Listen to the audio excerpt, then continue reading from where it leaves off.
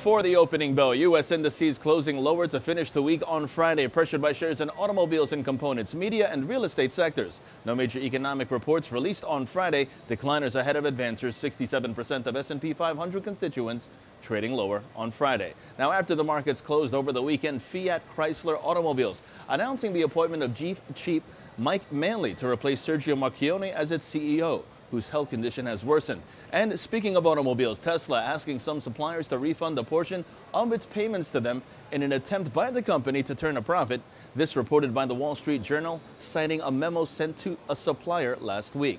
Now, turning overseas, Asian markets mixed today. The Nikkei down about 1 1/3%. The Hang Seng up 0.11%. China's CSI 300 up nearly 1%, and South Korea's Kospi down 0.87%. European markets in consolidation, and U.S. futures calling for a slight negative start. Now, in terms of expectations today, Hasbro second quarter EPS seen at 30 cents on sales of approximately $845 million.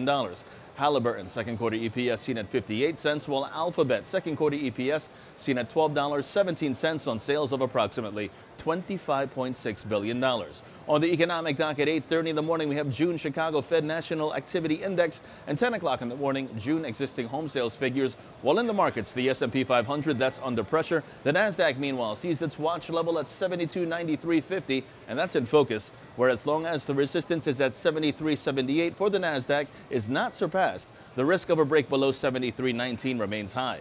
Short positions below 73.78 are favored, with targets at 73.19 and 72.93.50 in extension. And lastly, the Dow Jones, that's under pressure.